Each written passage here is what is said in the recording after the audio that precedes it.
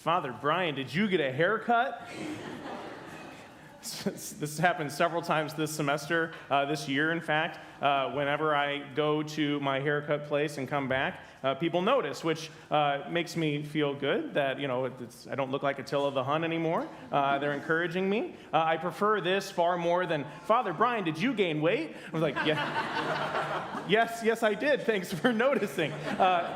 But when I go to Great Clips in Crestwood, thank you, ladies, and my stylists, all of them, because someone said, who cuts your hair? It's like, I didn't know it looked that good. But and it's been a couple of weeks, so this is not at peak performance here. But just to see this kind of interest, I think there's something that happens when we see someone who's made a change, especially haircut, because you can see, oh, wow, it looks better. It looks more trimmed up. It looks nice.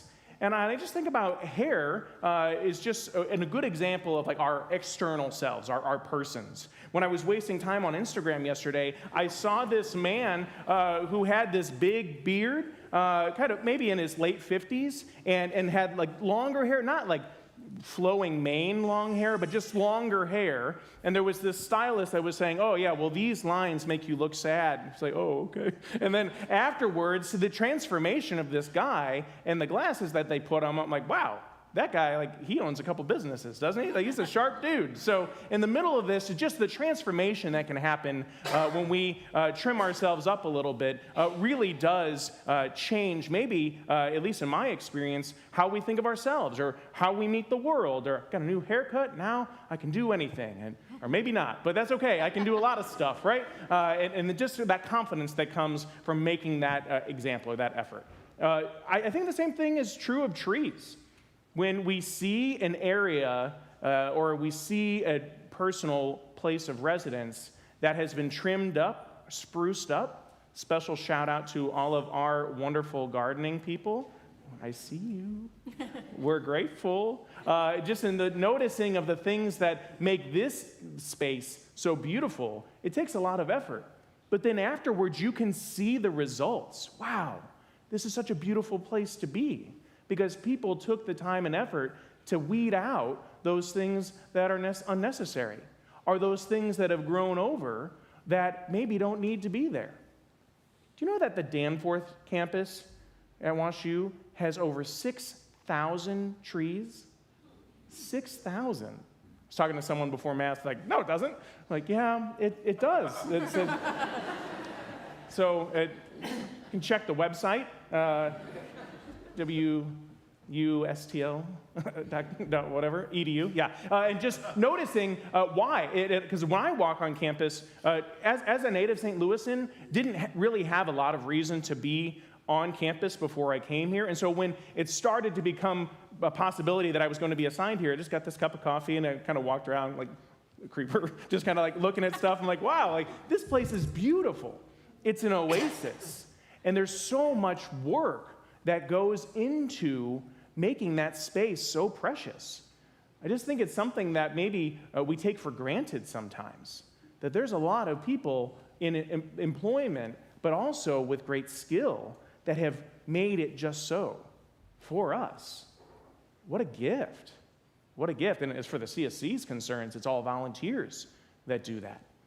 Wow, we're really blessed that people take that time and that energy. What about our hearts? What about our souls?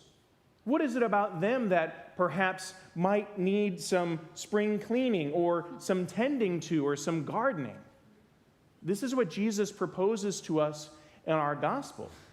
He says, I'm the vine, you are the branches. I'm the life source. You have the sap or the energy or the liveliness that flows out of me. And I want you to continue to bear fruit, not because he's some taskmaster and he's challenging you to do more, do better. That's not it at all. He wants you to experience the fullness of his love. He wants you to become more and more alive in his resurrected love. From his pierced side, flowing out all of that love into your hearts. You've had glimpses of this. You have experiences of it. You've had an encounter with the Lord. Otherwise, you wouldn't be here. Otherwise, you wouldn't keep coming back. Because there's something longing within you to experience more and more of this. And so the invitation, the trimming, is something that awaits you and that God longs to give to you. But he wants you to recognize that the pruning shears need to come out in order for that to happen. For those of you that actually understand gardening, it just confounds me why we would have to cut away a perfectly good branch in order for there to be more pruning, to more growth. It's just like, wait, why are they cutting that away? Or sometimes when you see a tree being cut down or being trimmed, maybe you get upset. Well, why are they getting rid of that tree? Why are they doing that to that branch? This was my experience a couple weeks ago, months ago, when we had a big trimming of one of our beautiful trees out here, which is kind of one that extends over our lawn and is a part of our neighbor's lawn too. I was like, oh gosh, they're really going at that. Chainsaws and everything. It's like a Freddy Krueger movie. It was just really scary to see all of that coming down. But then I noticed that they didn't take the whole tree down. That there's going to be growth that will come in the future.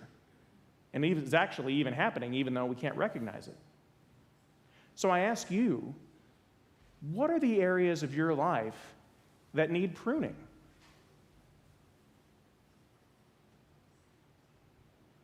It's a tough thing to ask.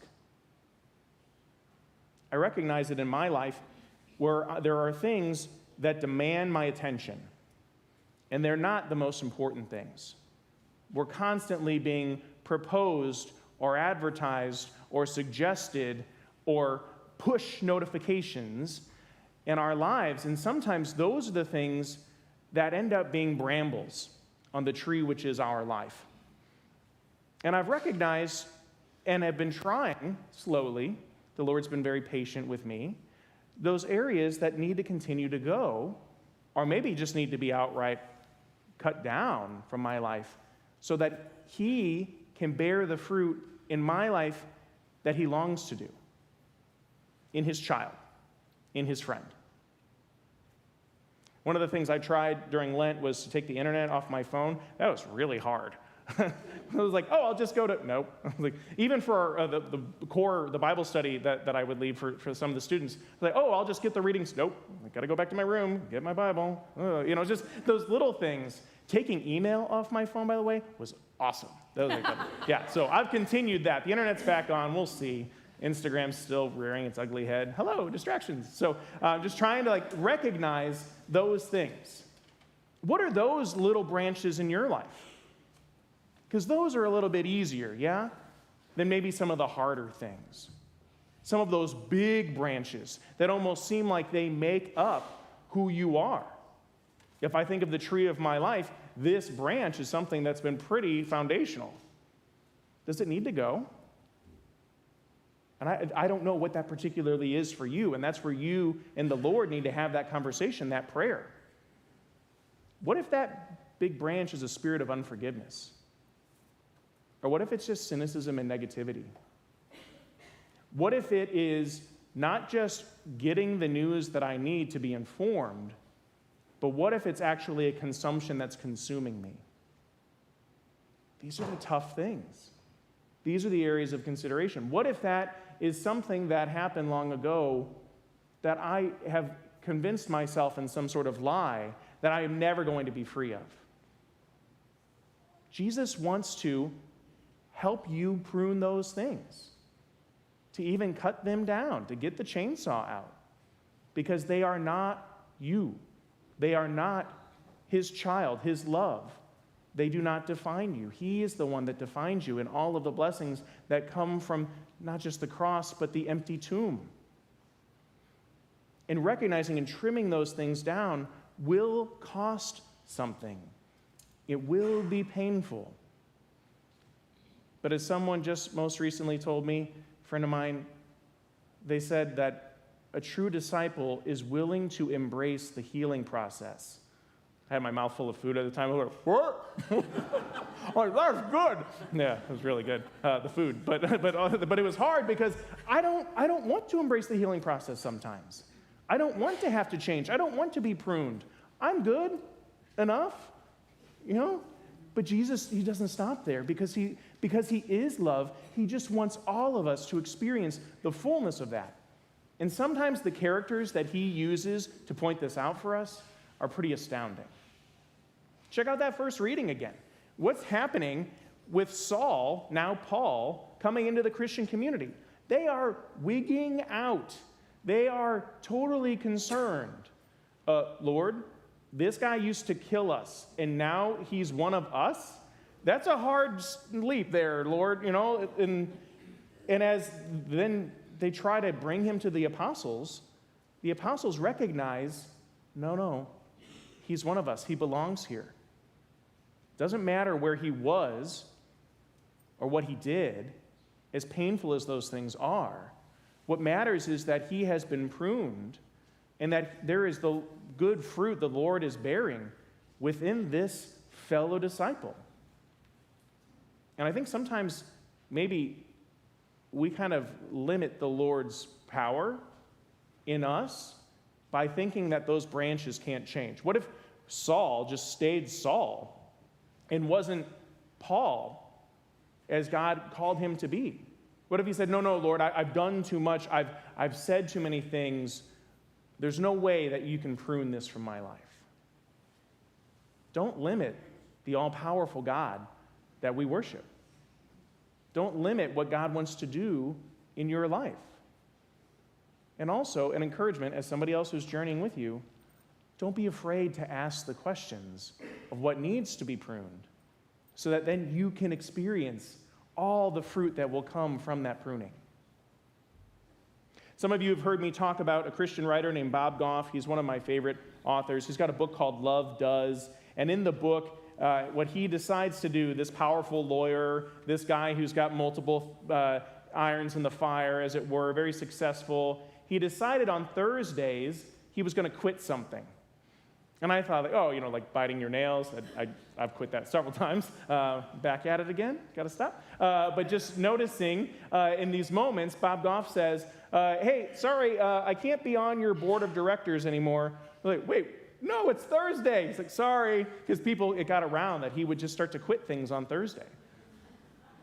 I think that's an awesome practice. Whether you feel spiritual or you feel far away from the Lord, consider what you can quit on Thursdays. I'm going to quit being mean to my sibling. Because, look, I know some of you, 60s, 70s, 80s, like, you might still be mean to your sibling a little bit, yeah? I'm just going to quit that. I'm done with it. I'm going to forgive he or she for a long time ago, and I'm not going to read into everything they say. Or if it does hurt me, I'm going to forgive them. I'm going to continue to forgive. That sounds a lot like Jesus, yeah? Or I'm going to quit just nastiness. Or I'm going to quit procrastinating. I'm just going to do it even if I'm afraid. Or I'm just going to quit thinking that I'm unworthy of the Lord's love. I'm just deciding to do it. And I might have to quit it next Thursday too. I'm going to quit that harmful habit. Even though I feel like I'm powerless over it, I'm just going to quit it. Because I know that the Lord will give me the strength that I need. I'm going to quit those things, and I'm going to start Thursday as a big pruning process. I don't do this every week, but when I do on Thursday, Wednesday will be there. I'm like, oh, when am I going to quit? I don't want to quit, and then the Lord's like, what about this? I'm like, yeah, we don't have time for that, because it's scary. And yet, look how beautiful as we look out in nature, when it's tended to, when it's tamed, look how powerful of a witness of beauty it can be. I don't want us to have brambles. I don't want us to be able to not experience the fullness of being alive.